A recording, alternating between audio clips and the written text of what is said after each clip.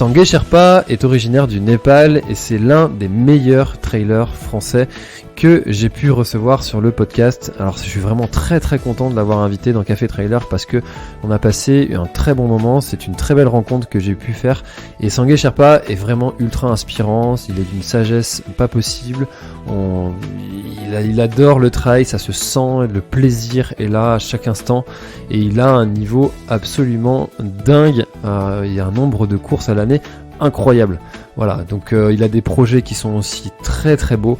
Donc j'espère que vous allez passer un très très bon moment en notre compagnie. En tout cas, personnellement, j'ai beaucoup apprécié recevoir Sangue Sherpa durant cet échange. Voilà, très bonne écoute à vous dans l'instant outdoor. Bon, alors ce soir, je suis en compagnie de Sangue Sherpa. Merci beaucoup d'avoir accepté mon invitation. Comment vas-tu, Sangue ? Bonsoir tout le monde.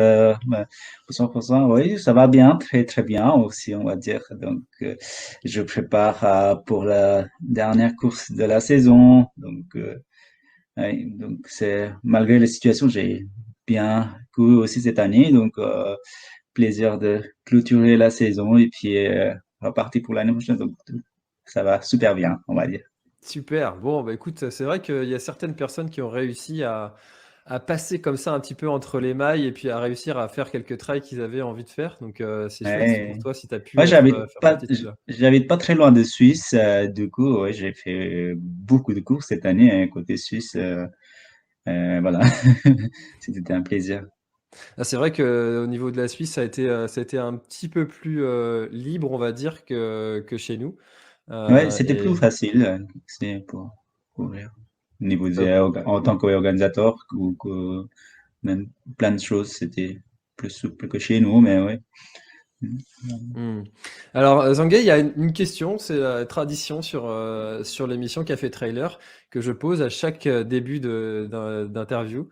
Que tu nous racontes ton premier trail officiel. Est-ce que tu t'en souviens? Alors, moi, j'avais fait c'était pas vraiment un trail, mais 10 kilomètres, c'était sur la route, c'était à Besançon, en fait. Les Rives de Douvres qui s'appelait, mais bah, la première fois que Dossard j'ai mis c'était ça, mais après c'était pour moi c'était pas vraiment un trail, mais vraiment parler de trail c'était le trail des Sangliers, c'était à Pontarlier, 35 kilomètres, pas beaucoup d'expérience, bah, juste j'ai connu deux trois copains à Besançon, comme Endurance Shop, Yann Gabé, tout ça, et puis avec ces teams que je suis parti faire le trail des Sangliers, que bah, je regarde un très très beau souvenir en fait. Et Hmm. puis Et que alors, comment ça s'était passé? c'était Tu t'es arrivé dans les premiers? C'était une galère? Comment c'était? c'était absolument galère totale parce que moi, j'avais jamais fait des trails ou des courses ou compétitions, quoi que ce soit. Moi, j'étais au Népal en tant que porteur. Moi, j'avais fait beaucoup de marches, beaucoup de randonnées, mais c'est pas dans le même rythme, c'est pas dans la même ambiance. Plutôt pour le travail, on va dire, en tant que porteur, mais j'avais des conditions physiques, on va dire un peu de l'habitude d'être dans la nature et puis de surpasser des conditions difficiles. Mais les trails, c'était absolument génial parce que première découverte, et puis avec le dossard, et puis toute une organisation avec les ravitaillements, et puis d'être parmi c'était en 2010 en fait, mais cette période-là aussi, il y avait un peu moins qu'aujourd'hui des courants, mais c'était quand même génial en fait. Moi, je garde absolument un souvenir fantastique.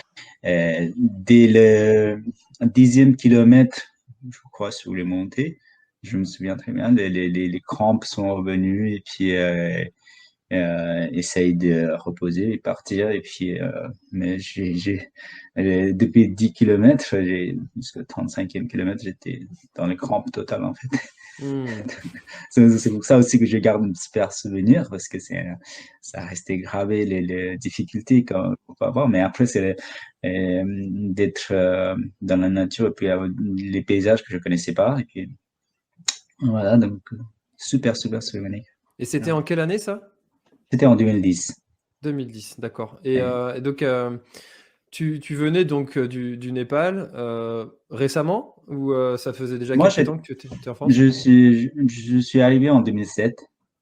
Et puis 2007, 2008, 2009, j'avais pas beaucoup de contacts. Et puis pas, à la base, je devais rentrer chez moi, en fait. Et puis j'étais un peu en vacances, tout ça. Et puis après, voilà, donc j'avais pas vraiment de côté sportif, j'avais rien du tout. Donc, euh, voilà, donc tout d'un coup, après, moi, comme j'aime bien un peu la nature, les montagnes, tout ça, donc je me suis lancé comme ça, en fait. Mmh. Et alors, du coup, au Népal, tu disais que tu étais porteur. C'est comment la vie d'un porteur? C'est quel rythme de travail? Quel type de mission tu avais, et cetera? Dis-nous-en un petit peu sur cette Alors moi, activité que tu avais. j'ai commencé en 2003, 2004 par là, et puis on devait partir pour un circuit. Moi, j'étais côté Langtang, et puis c'était un trek organisé, un trek camping en fait. Il y a deux, trois sortes de trekking qui existent en fait, soit de dormir en loge en étape, ou alors tout partir avec les campings en fait, avec les tentes ou toute l'équipe de cuisiniers, l'équipe de Sherpa pour monter, et puis l'équipe de porteurs. Donc j'étais dans l'équipe de porteurs, porter toutes sortes d'approvisionnement des légumes, des nourritures. Voilà. Donc à ce époque-là, c'était pas vraiment réglementé. Du coup, nous, on avait charge entre 40 et 50 kilos par jour. On était parti pour 18 jours. Généralement, quand on part au début, bah, on a beaucoup plus de charges et puis c'est un peu compliqué. Mais après, au fur et à mesure, quand ça termine, quand on arrive un peu à la fin de trek, bah, ça diminue le charge. Mais quand même, les guides, ils l'achetaient sur place. Du coup, ça rajoutait en fait. Du coup, ça diminuait jamais. Donc, c'était, voilà, donc, une journée, on va dire, 4-5 heures de marche à peu près en état. Mais maintenant, il y a beaucoup changé en fait, beaucoup réglementé au niveau des charges. C'est limité entre 20 et 25 kilos, ça dépend des groupes en fait. C'est réglementé, mais est-ce que c'est respecté? Oui, oui, c'est Ouais. respecté parce que beaucoup de jeunes qui travaillaient avant, et puis il y a tout un organisme qui sensibilise en tant que côté porteur que les niveaux organisation en fait. Et puis euh, à cette époque-là, il y avait des maoïstes. On a subi une espèce de guerre civile, mais c'était pas une guerre civile, mais c'était une partie qui avait repris les armes. Et puis ils étaient pour les changements, pour les un peu côté des gens pauvres, tout ça. Et puis ils essaient de beaucoup réglementer tout ça. Donc ça nous a aidé aussi beaucoup en fait. Donc, Hmm. à partir de là que ça a été réglementé niveau un peu niveau système, tout ça. Donc, ça a changé beaucoup de choses. Bien. Hmm. Et j'ai lu que tu avais, toi, appris le français pour justement accompagner ces groupes-là et puis un petit peu te différencier parce que tu étais bon élève. Oui, Comment s'est passé justement ton enfance scolairement? Qu'est-ce que tu voulais faire, etc. C'était comment? bah, jusqu'à 17 ans, 16-17 ans, moi, j'avais aucune perspective, en fait, dans le village. Moi, j'allais à l'école, mais bah, l'école, c'était juste une routine, en fait, on va dire. Euh, J'étais pas très bon élève, mais quand même, ouais, j'étais un peu le meilleur dans la classe, mais après, j'étais pas trop sérieux, en fait. Et puis, euh, je, je- j'étais un peu, c'est pas négligé, mais j'avais aucun guidage. Mes parents, c'était des agricultures, tout ça. Donc, pour montrer le chemin, bah, pas beaucoup de monde. Mais voilà, donc c'est une routine pour aller à l'école et puis après, euh, voilà, une fois que j'ai terminé mon lycée, ben après je suis parti côté Katmandou pour un peu chercher le confort ou une envie d'aller voir ailleurs, en fait, comment ça se passe ailleurs. Du coup, voilà, c'est comme ça que j'ai quitté le village. Et puis parce que je voulais pas me continuer dans les un peu des conditions difficiles dans le village. Et puis en arrivant à Katmandou, je me suis retrouvé dans un autre monde, dans un autre galère. Du coup, c'est là que je me suis parti côté trekking en fait pour un peu améliorer pour le question de survie, voilà, donc, pour vivre, voilà, donc c'était un métier que ça me plaisait comme partir un peu dans la nature, même si c'est difficile, voilà, donc c'est pour ça que euh, je me suis retrouvé dans le tourisme, et puis moi j'ai travaillé pas mal avec l'espagnol, l'anglais et puis français, donc mon attirance c'était dans la culture française. Et puis, c'est là que j'ai commencé à apprendre. J'ai acheté le bouquin et puis j'ai gardé avec certains touristes et puis quelques échanges de mails, tout ça. Et puis ça fait euh, changer des idées. Du coup, je vais rejoindre l'Alliance française. Et puis, euh, pendant la saison, on travaillait pendant 4 mois à peu près. Et puis après, hors saison de tourisme, on faisait pas grand-chose. Mais voilà, donc je gardais un peu de l'argent, gagnais un peu côté. Et puis moi, je investissais dans les études. Et puis voilà, c'est pour ça que j'ai un peu amélioré aussi. Et puis moi, quand je donne quelque chose, comme je me suis lancé dans le trail et puis moi je lui ai donné mon meilleur et puis pareil pour les études de français aussi moi j'ai beaucoup investi pour être meilleur donc voilà c'est pour ça aussi que ça m'a amené jusque là je pense. Hmm. Et comment tes parents ont pris justement ce choix que tu as fait de partir à Katmandou?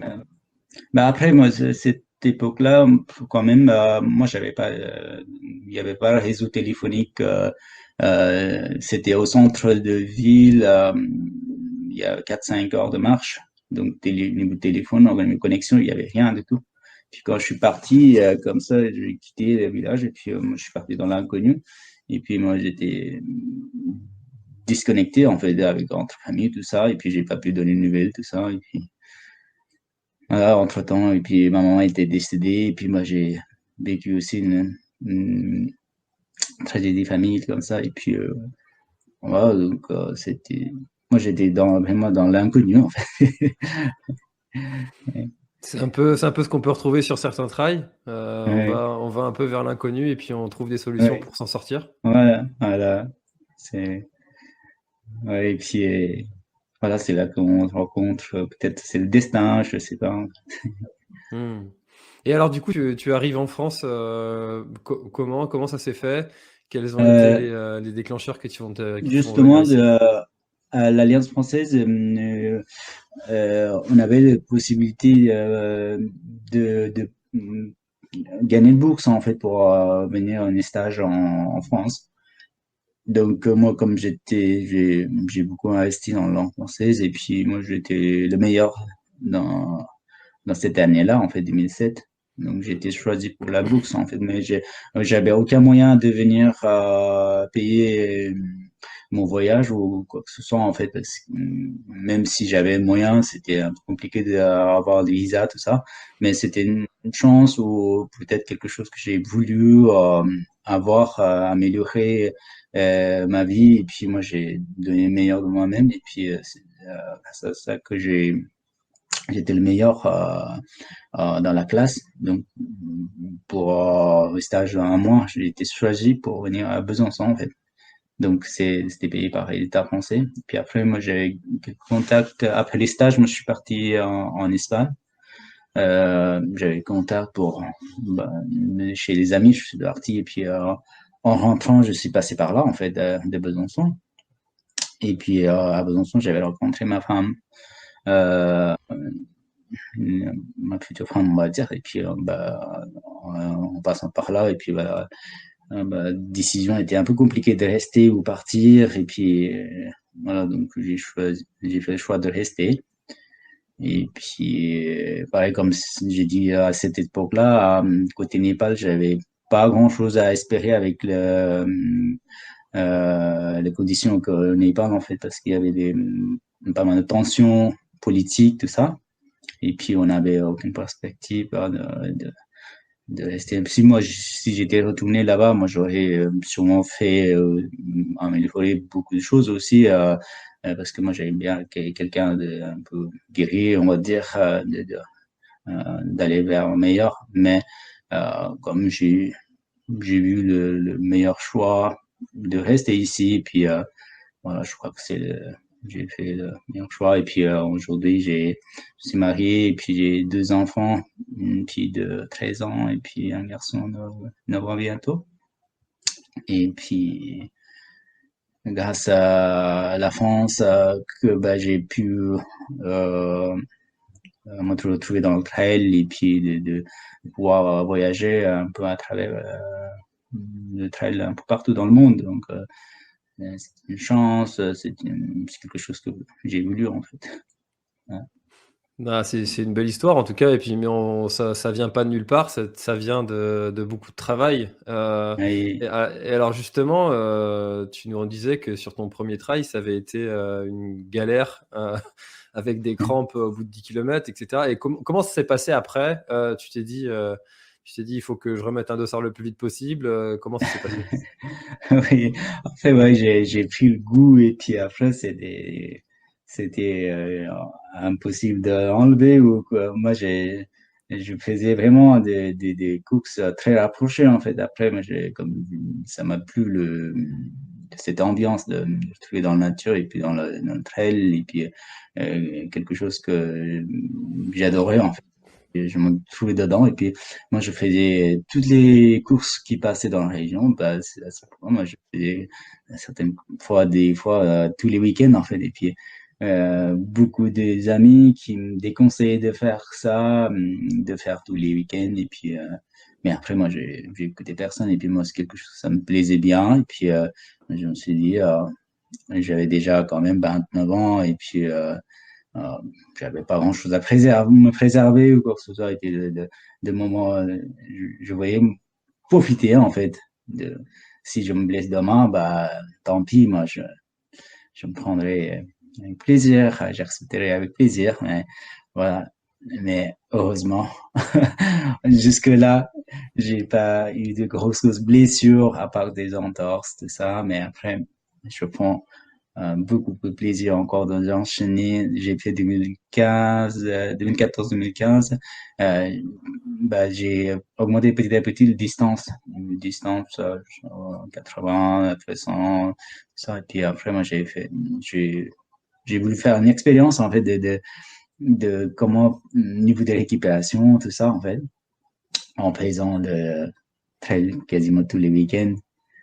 Et puis parfois me retrouver dans un autre continent une semaine après l'autre en fait et puis euh, quand même j'ai eu une capacité de récupération c'est ça grâce à ça que j'ai pu faire tout ça en fait et puis niveau de blessure je pense que je m'entraînais pas beaucoup mais après en faisant des courses tous les week-ends bah certaines courses bah, ça faisait partie de l'entraînement en fait et puis euh, si mais pour aller s'entraîner, ça me disait pas trop. Et puis, mais d'aller courir avec d'autres ou retrouver avec des autres, c'est une motivation, en fait. C'est quoi du coup la motivation? C'était de se retrouver avec les autres ou c'était de faire la course? Vraiment? Euh, tout, on va dire, retrouver aussi d'autres mondes, justement, en faisant quasiment tous les week-ends, tu pouvais visiter différentes régions et puis de voir aussi jusqu'où tu peux aller, on fait des passements de soi, tout ça, on fait un peu goût d'effort. En fait, si je vais pour entraînement, bah, j'arrive pas à me forcer autant que quand je force sur les courses, en fait. Et puis, c'est là que je me dis, bah, peut-être que les courses, c'est le meilleur entraînement, en fait. Voilà, mais après, C'est vrai que ça fait partie d'un certain style de coureur élite, notamment, hein. On pense par exemple à Lucas Papi qui fait aussi beaucoup ça, beaucoup de courses tous les week-ends.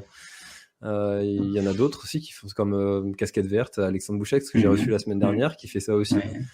Ça fait rager un petit peu les entraîneurs un peu conventionnels, non?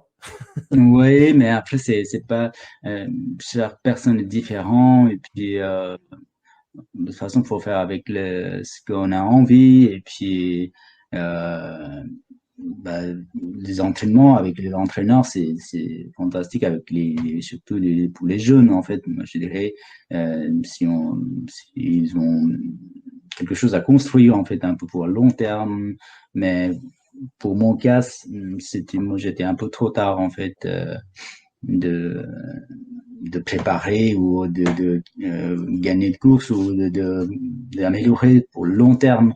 Et puis comme j'avais déjà 29 ans, 28, 29 ans quand j'ai commencé, et puis bah, pour vu aujourd'hui les jeunes comme ils performent, tout ça, et puis avec l'entraînement est structuré, c'est bien, mais pour mon cas, en fait, c'était un peu, moi, je pensais un peu trop tard, et puis quelque chose que j'ai du mal à accepter, en fait, parce que au niveau d'entraînement, si mon coach me donne des plannings d'entraînement, d'aller faire euh, tel entraînement, absolument, bah, si j'y vais, et puis que si j'ai pas envie, bah, moi, je rentre, hein, je paye pas, et puis euh, ça sert à rien que de prendre l'entraîneur, et puis si tu respectes pas, en fait.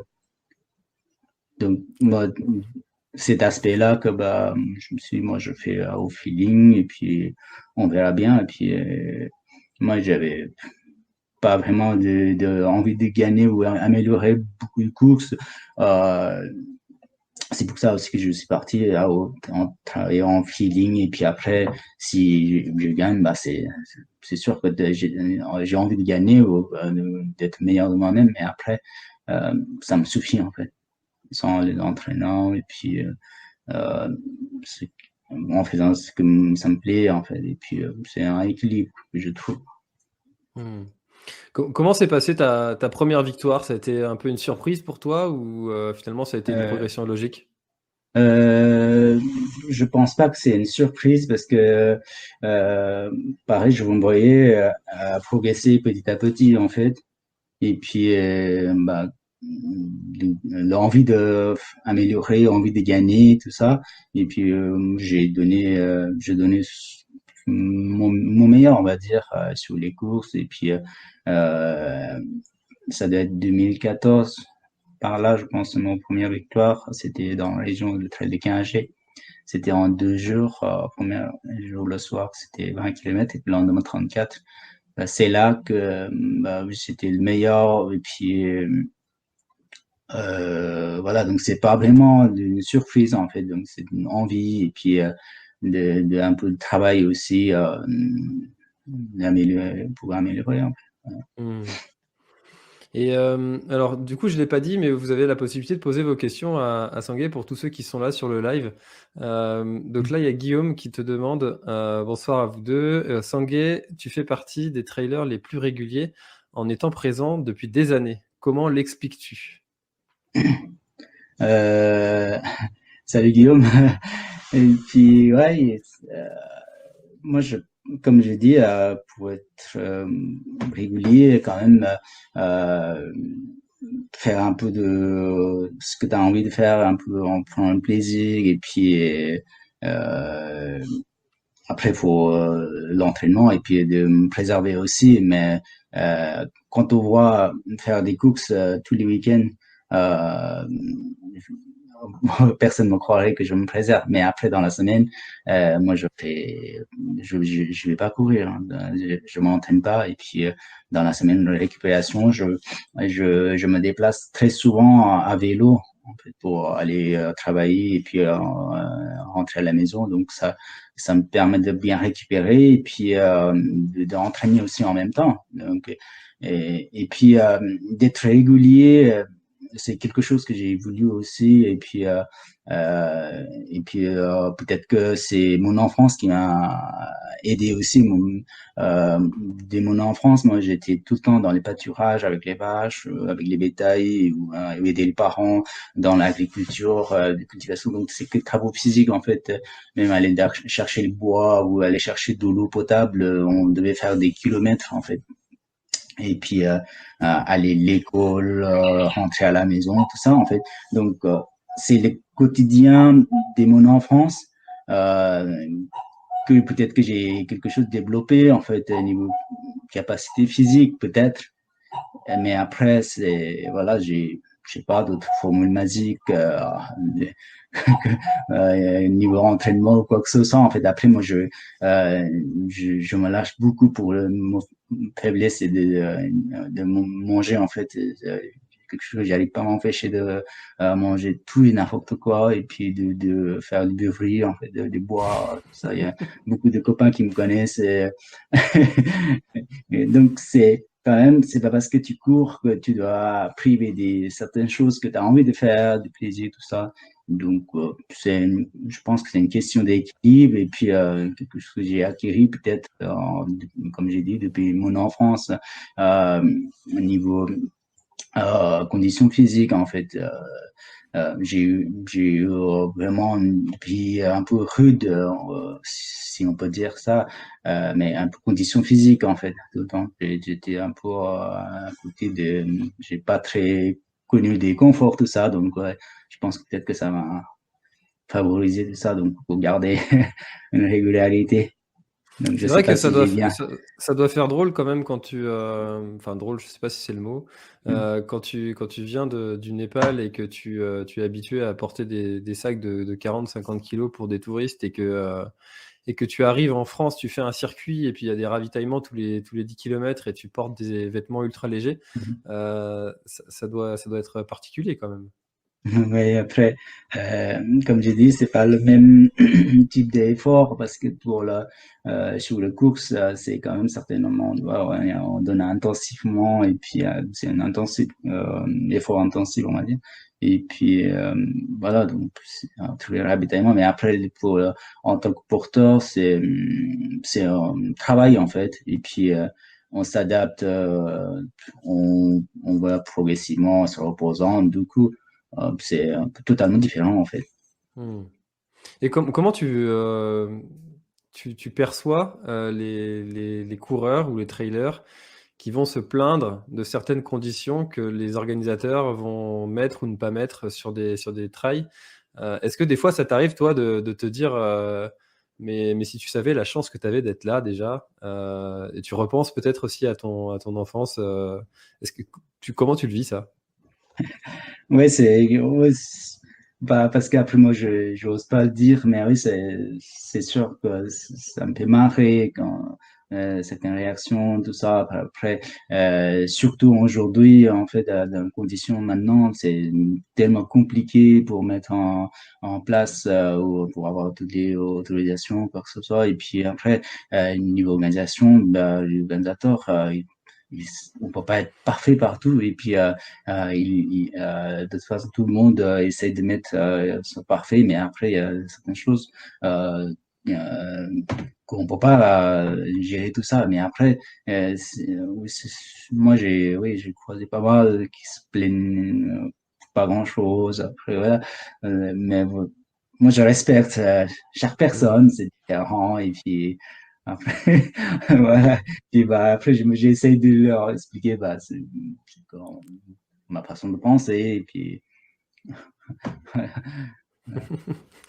Ah, je te rejoins tout à fait. C'est vrai que les organisateurs, je le dis souvent, hein, mais ils ont vraiment une tâche qui est pas simple et on les remercie ouais, quand même parce qu'il faut beaucoup de courage pour continuer à organiser des événements tout en ne sachant ouais, pas vraiment s'ils vont pouvoir avoir lieu. Donc, ouais, c'est exactement. une belle tâche qu'ils ont et qu'ils font. Ouais. Alors, il y a Fleur qui te demande quel est le trail qui t'a le plus marqué émotionnellement. C'est vrai que tu as dû en faire un paquet. Et Ouais. est-ce qu'il y en a un qui te vient en tête? Bah, j'ai fait pas mal de course un peu magique, mais après oui, c'est beaucoup de courses, chaque course sont différents et puis pour que ce soit bien marqué, ça dépend de beaucoup de choses, je pense. Et puis pour moi, c'était Humanitrail en fait. C'est le premier Humanitrail, c'est au Diabloret en Suisse. Euh, c'est un copain qui parraine pas mal d'enfants népalais là-bas. Et puis, son fils, c'est un Népalais, en fait, adopté. Du coup, il aide beaucoup au Népal. Du coup, il a créé une course qui s'appelle Humanitrail, en fait. Et puis, toutes les recettes, il débouche au Népal pour l'éducation ou pour les enfants défavorisés là-bas, en fait. Et puis, voilà, cette course, ça doit être 2013, 2014 par là, je ne me rappelle plus exactement. Le premier trail organisé pour le Népal. Et puis, euh, 50 km, j'ai eu la chance de gagner, en fait, en tant que Népalais. Et puis, c'était, c'est une course vraiment, pour moi, c'est un sens, en fait. Euh, tous les coureurs qui font des efforts et puis leur effort pour les gamins de l'autre bout du monde en fait. Et puis c'est là que j'ai trouvé vraiment un sens de l'effort et puis voilà, de gagner cette course qui m'a vraiment resté gravé émotionnellement. Et puis euh, je me rappelle encore, j'ai terminé avec mes enfants, étaient à l'arrivée, et puis le drapeau du Népal. Et puis, pareil, l'organisateur Cédric Agassi, il était ému, mais c'est pareil, voilà. Donc, il organisait la première fois la course pour le Népal, et puis un Népalais qui gagne. Euh, c'était fantastique, en fait. Et puis, côté féminin aussi, pareil, c'est Manikala qui avait gagné la même année, en fait. Donc, deux Népalais qui gagnaient. C'était fabuleux. Et puis après, moi, j'ai continué à me soutenir cet événement. Et puis, deuxième année, j'avais gagné aussi. Et puis après, j'ai loupé plusieurs éditions parce que c'était en même temps côté Japon que j'ai eu chance de partir là-bas, en fait. Et puis, c'est un peu le voyage lointain qui m'a fait louper plusieurs éditions de Humanitaire. Et puis, voilà, donc cette année, je suis retourné l'année dernière aussi. Et puis, voilà, donc j'ai eu la chance de gagner cette année. Donc, c'est une course, voilà, donc pour le Népal. Et puis, en tant que Népalais, et puis de gagner encore pour la troisième fois, c'était, voilà, niveau émotionnellement, c'est une course qui me reste gravée dans mes mémoires. Hmm. Alors justement, tu parlais de sens, que quand il y a du sens, c'est toujours beaucoup plus facile d'aller performer et puis de se donner encore plus à fond. Quel est toi ton sens profond? Pourquoi courir? Pourquoi faire du trail? Parce que pour être en nature, il y a d'autres moyens. Tu peux faire du VTT, tu peux juste aller randonner. Mais pourquoi aller courir et c'est quoi le sens profond? Après, les courses, déjà pour moi personnellement, pour mon bien-être, on va dire, j'aime bien être dans la nature et puis euh, de, de revoir le paysage un peu différemment ou d'autres régions un peu. Si je faisais VTT ou si j'ai randonné, c'est pas le niveau de temps en fait. Moi, je profiterai pas autant et puis euh, voilà, en courant, tu traverses euh, plus de kilomètres, et tu vois plus de choses et puis différents paysages que certaines fois tu peux pas accéder accessible en VTT ou en randonnée tu peux y être accessible mais tu peux partir en plusieurs jours en randonnée niveau organisation tout ça donc c'est pas la même chose mais après c'est mais voilà, donc de rester un peu proche de la nature, de pouvoir dépasser des kilomètres et des kilomètres en très peu de temps, et puis dépassement de soi, d'aller en toutes les conditions des météo ou tout terrain, d'essayer de mesurer toi-même en fait. Donc des efforts de toi-même, et puis après, c'est les rencontres, et puis de visite de différentes régions, de différents pays maintenant. C'est la seule façon que je vois dans le trail. Et puis, c'est pour ça que je fais trail. Et puis aussi, j'ai pas fait d'autres sports, en fait. Je connais pas d'autres sports à part vélo un petit peu, puis randonnée. Et puis moi, j'ai découvert les sports vraiment en compétition, c'était trail. Et puis après, moi, j'ai pas participé d'autres compétitions. Donc voilà, donc c'est mon seul sport que j'ai découvert et que j'adore, en fait. Hmm. En tout cas, c'est sûr que, et puis ça résume bien le titre que j'ai donné à notre échange, c'est que on te sent vraiment profondément heureux quand tu parles de trail et quand tu pratiques. Ça se transmet, ça se ressent, ce Oui. plaisir que tu as à courir et à être en nature. Ouais, c'est en courant que oui,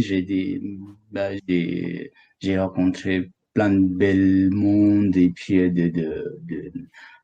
pour avoir une chance de voyager, et puis chaque fois je vais courir comme au Japon, en Afrique du Sud ou ailleurs, même à Hong Kong, côté Hong Kong, les organisateurs parfois j'arrive à avoir des hôtels qui me payent, et puis moi je dis les hôtels, moi je j'aime pas d'aller vraiment le confort, mais s'il y a un organisateur qui peut me loger, moi je peux venir pour partager un petit euh, instant avec eux. Et puis voilà, donc pour moi c'est une façon de partage et de rencontrer d'autres mondes. Et puis voilà, c'est comme ça que aussi que j'ai pu créer des amitiés. Et puis maintenant, chaque fois que je vais dans le pays, je retourne chez eux, en fait. Et puis, voilà, et puis c'est un plaisir de partager et puis de voyager. Déjà pour niveau économiquement, moi je partais très souvent, et puis euh, rentrer travailler un petit peu, et puis au niveau économiquement tu peux pas tenir sinon si tu allais dormir tout le temps dans l'hôtel, tout ça. Mm. Donc c'est un équilibre, en fait. Et puis c'est quelque chose que j'aime bien, en fait, c'est une façon de partage, et puis de découvrir euh, voilà, donc j'ai pu découvrir en si peu de temps euh, beaucoup de régions, on va dire, de pays. Donc, j'ai toujours encore envie, malgré moi j'ai 40 ans, quand même, comme Guillaume m'a dit, je garde quand même de certaines régularités, et puis toujours autant d'envie, en fait, d'aller découvrir d'autres sentiers, tout ça. Donc, justement, je vais aller en Thaïlande bientôt, c'est pour la première fois. Donc, Alors justement, est-ce que tu peux nous parler de ce voyage? c'est une course de organisation Thailand by UTMB, en fait. C'est une course de UTMB. Et puis, normalement, c'était en mois d'octobre. Enfin, octobre, du coup, à cause de Covid, c'était reporté au mois de décembre. Et puis, voilà, ils ont maintenu. Et puis, la situation un peu ça complique, mais j'ai vraiment hâte d'y aller. J'espère que ça va pas trop bouger d'ici, parce que la situation ça compliqué. Et puis Mm. moi je prends l'avion vendredi, donc je croise les doigts. Donc c'est la première fois que j'y vais, et puis voilà, donc découvrir de, Mm. de Thaïlande, et puis rencontrer d'autres mondes, et puis découvrir d'autres sentiers. Voilà. C'est vrai que j'ai eu l'occasion d'aller une fois en Thaïlande, c'est absolument magnifique et ça donne vraiment envie d'y retourner avec tous ces pays d'Asie du Sud-Est là, qui sont vraiment splendides. Il y a Ouais, vraiment beaucoup de belles balades à faire à mon avis là-bas. Donc ouais, je pense que tu vas t'éclater. Ouais. ouais, c'est un parc naturel. Et puis en Asie, ça commence à vraiment bien développer niveau organisation, tout ça. Ça développe de partout. Et puis voilà, donc côté en Europe, moi j'écoute beaucoup, donc ça donne envie d'aller ailleurs, en fait. Donc je me réjouis d'y aller, en fait, impatient d'y être. Top. Bon, bah écoute, on va suivre ça avec grand plaisir. Alors, il y a Stella qui pose une question. Ça tombe bien parce que je voulais en plus t'en parler un petit peu.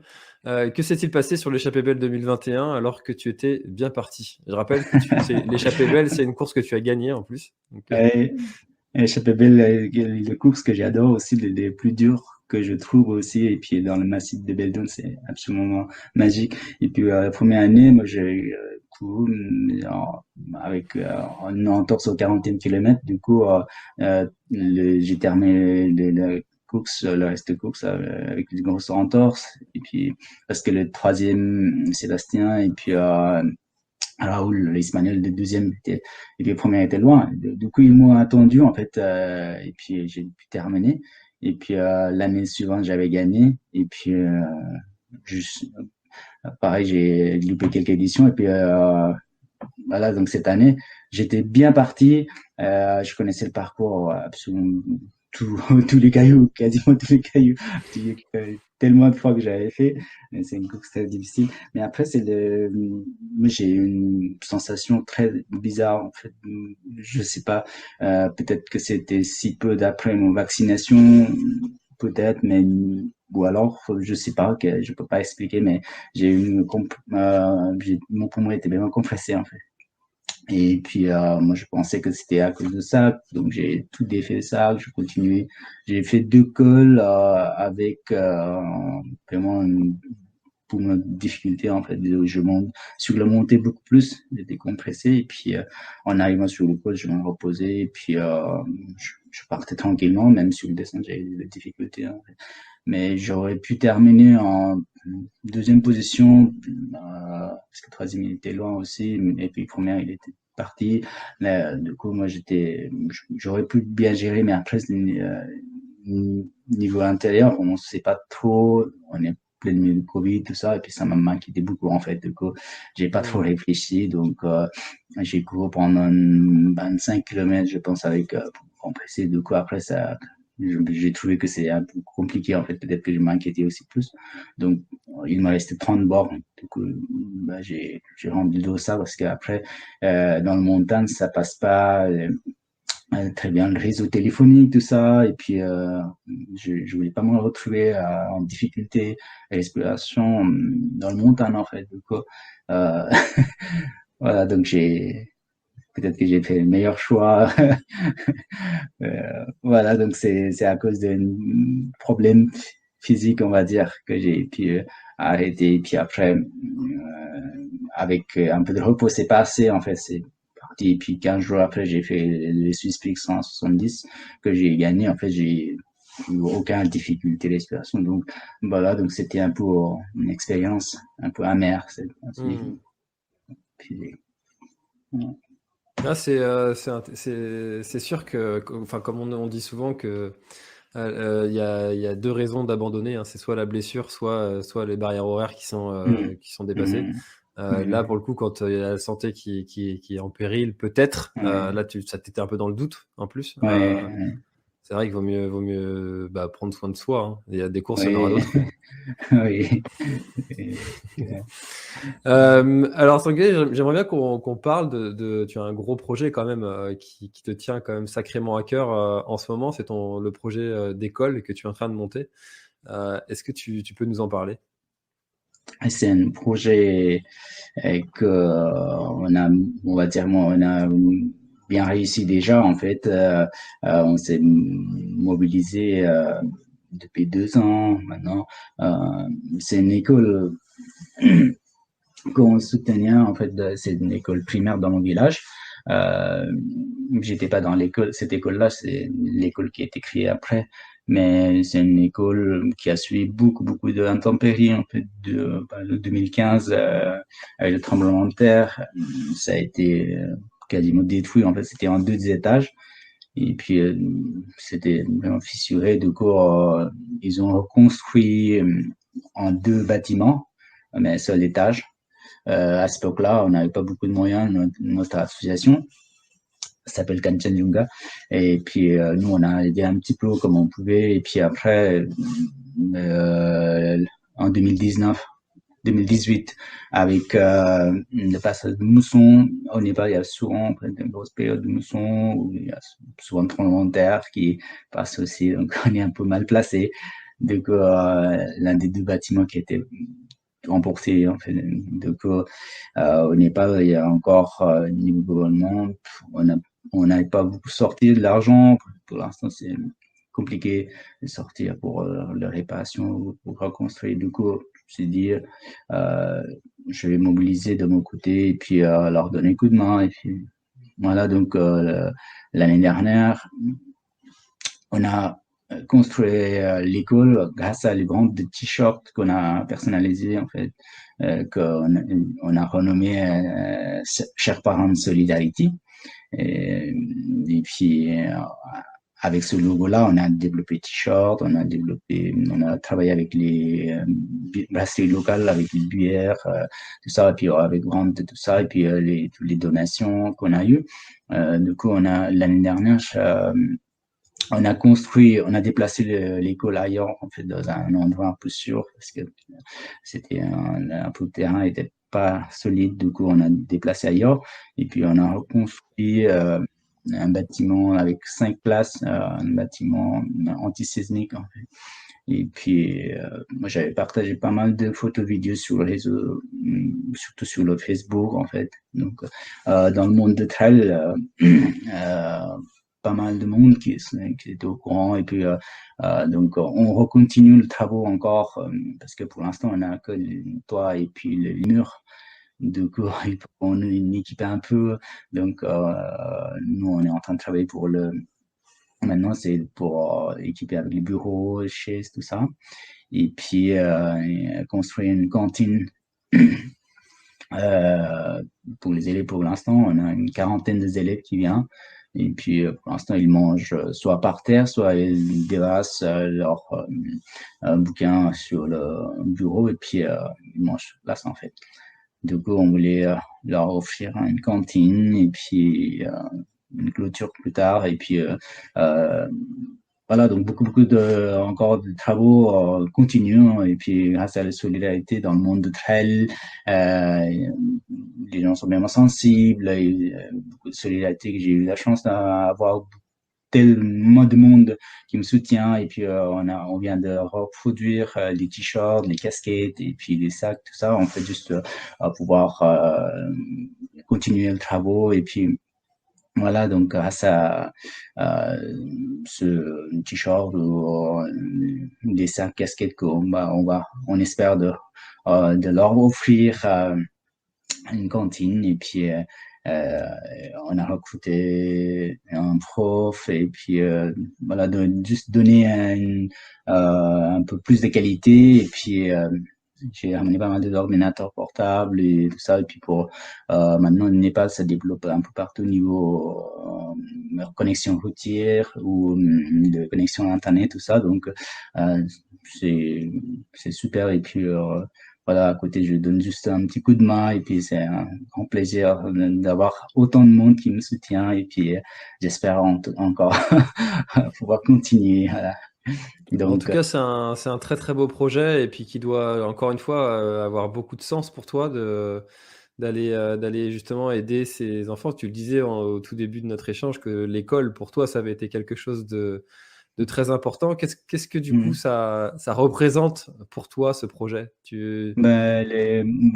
L'éducation, c'est quand même quelque chose de basique, même si on n'a pas de manger ou d'autres conforts, mais si on peut donner une bonne éducation ou voilà, après, moi, quand j'étais petit, niveau confort, niveau parce que je devais faire des kilomètres et des kilomètres pour aller à l'école primaire, en fait, en étant tout petit. Et puis, souvent, avec des moussons, tout ça, je partais le matin avec les bouquins. Et puis, au retour, tout était trempé. Et puis, le lendemain, j'avais pas plus de bouquins, rien du tout, en fait. Et puis, quand j'étais petit, bah, je rêvais d'avoir un peu de confort. Et puis, juste un cartable pour pouvoir protéger les bouquins, tout ça, et puis apprendre un peu d'une bonne condition. Voilà, donc peut-être que c'est à cause de ça aussi que ça me poussait de leur l'aider dans l'éducation un peu. Voilà, donc, euh, si je vois un petit changement au niveau de leur façon de penser ou de leur donner une petite condition d'apprendre un peu dans le bonne condition un peu avec un peu de confort c'est voilà c'est essentiel je trouve. Hmm.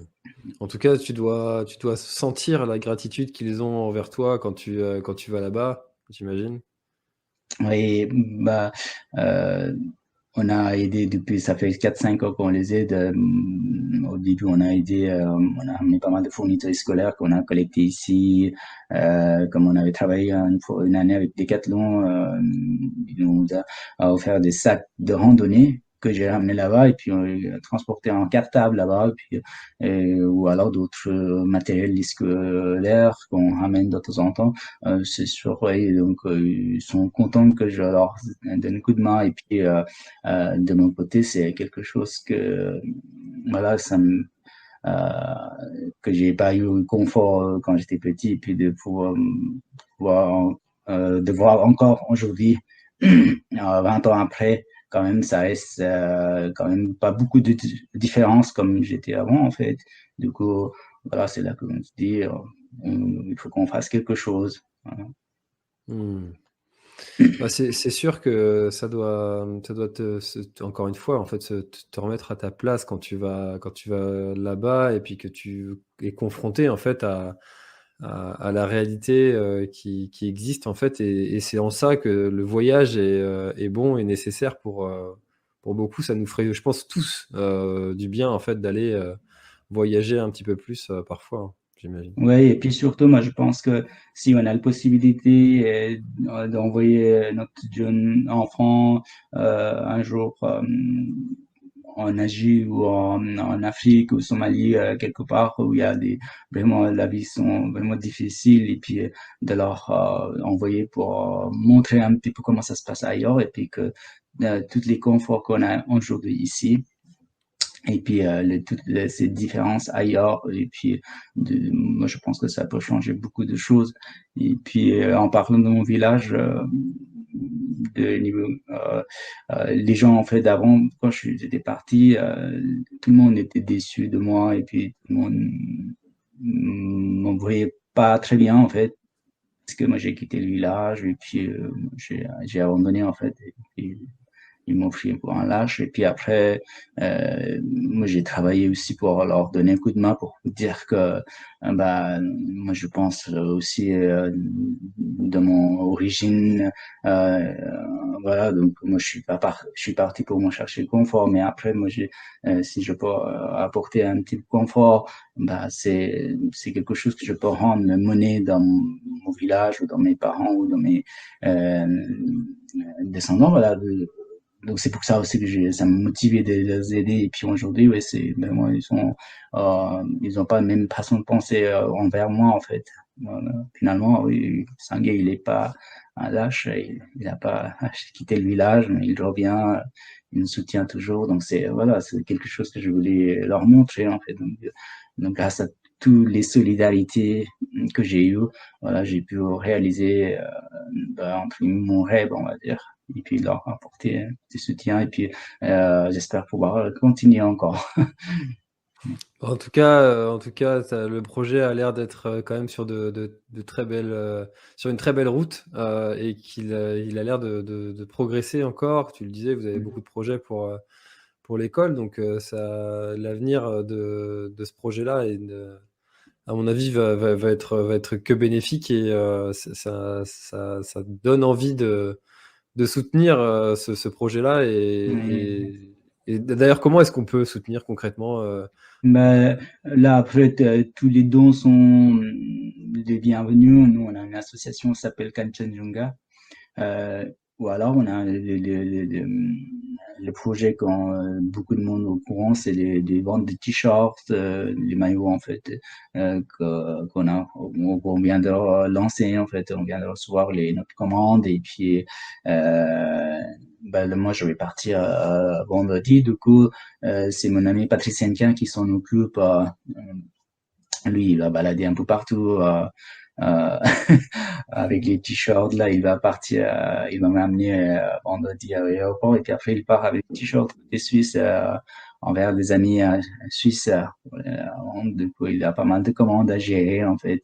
Donc, puis moi j'avais parti à courir, et puis après je pars au Népal on va lancer les travaux pour construire les, les mobiliers et puis les cantines. Voilà. Génial. Bon, bah écoute, beaucoup de courage et puis une belle continuation dans ce projet-là. Il y a quelques questions qui sont arrivées entre-temps.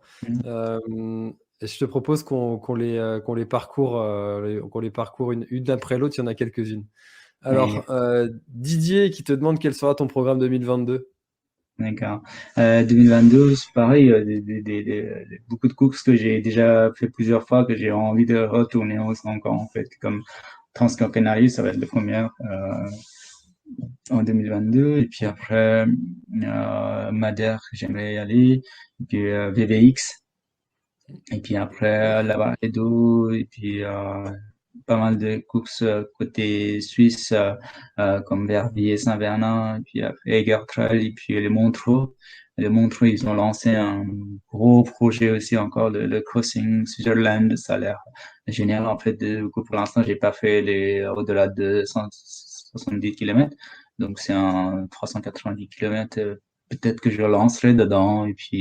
Et après, ça va être un objectif sur UTMB, mais comme je fais beaucoup de courses avant et puis quand j'arrive sur UTMB, bah, je suis toujours un peu saturé, hein. Et puis moi j'ai des difficultés, mais c'est comme ça. Moi, j'ai aucun regret et puis je me lancerai dedans et puis après voilà d'autres courses peut-être côté Afrique du Sud, fin d'année, la Réunion aussi que j'aimerais retourner. Voilà, donc encore des belles courses à venir en fait. Donc, j'espère que les frontières ça va ouvrir et puis que le monde va rentrer dans une condition un peu situation normale, on va espérons, mais c'est un peu mal parti encore. On va voir. Ouais, Croisons malheureusement, le doigt. mais Mm. croisons les doigts comme tu dis. Bah dis Mm. donc, ça fait rêver ce petit programme. T'as dit quelques noms qui me font dresser les poils à chaque fois que j'entends ces mots-là. Ça fait envie en tout cas. Quel est le Fleur qui te demande quel est le pays que tu rêves de visiter au travers d'un trail, hormis la Thaïlande?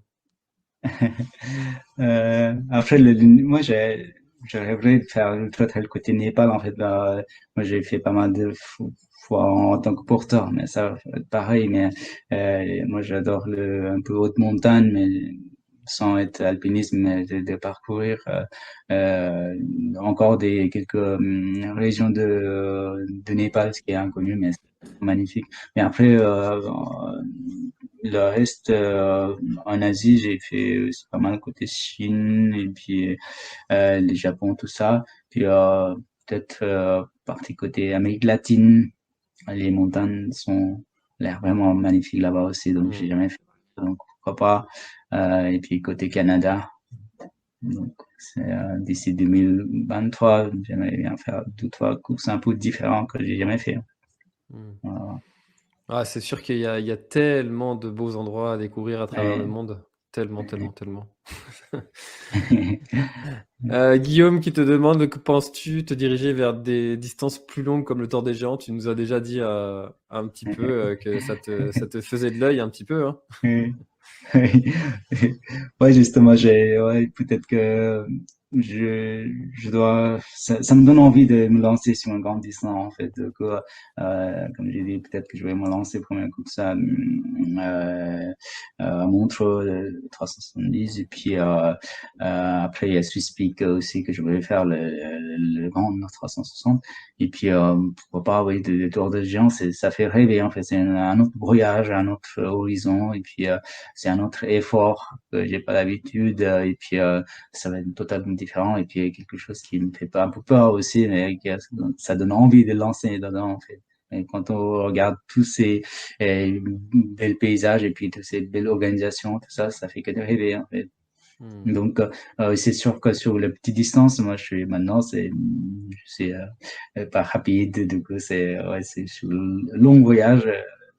Ouais, c'est partie de mon planning d'ici 1 ou 2 ans, on va dire.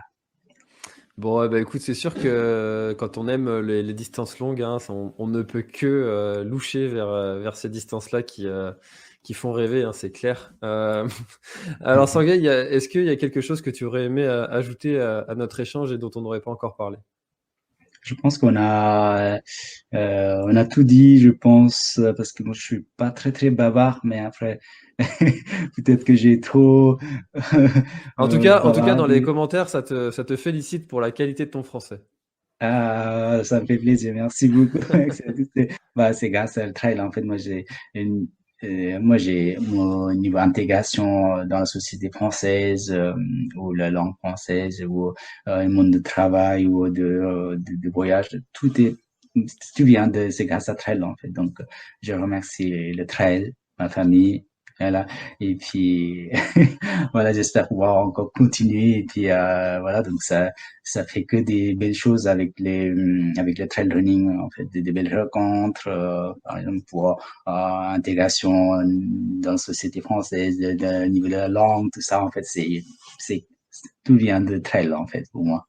Donc, c'est pour moi, j'ai envie de dire que trail, c'est quelque chose que je peux pas passer sans le trail. Bon, eh ben, écoute, ça va faire une très très belle citation pour présenter notre échange. Merci beaucoup Sanguet d'avoir participé à ce live. Tu me l'as dit, c'est pas un exercice que tu as l'habitude de faire et tu l'as très très bien fait. Voilà, merci beaucoup. Merci beaucoup pour ta participation et merci beaucoup aussi à tous ceux qui étaient présents dans l'espace commentaire pour poser des questions. À bientôt. Dans les trails que tu as cités, j'en dis pas plus, mais il y en a un où on risque de se croiser. Donc, avec, Super. je te le dirai quand ce sera coupé. Ok, cool alors. Ok, merci à tous d'avoir nous écouté et puis belle continuation et puis bonne fête de fin d'année à tout le monde et puis bonne préparation pour la suite et puis je serais ravi de vous croiser bientôt ou alors sinon sur les réseaux sociaux avec un petit mot, un petit like, toujours ça fait plaisir. Donc voilà, portez-vous bien. Merci Bye bye beaucoup tout le monde. Sanguet. À bientôt. Ciao. Ciao. Cet épisode est maintenant terminé. Merci de l'avoir écouté jusqu'au bout. Et si vous êtes encore là, c'est sûrement qu'il vous a plu. Alors n'hésitez pas à le faire savoir autour de vous. C'est la meilleure façon de faire connaître le podcast L'Instinct Outdoor. Parlez-en, partagez les épisodes. Merci beaucoup pour votre fidélité et à très très bientôt dans un prochain épisode.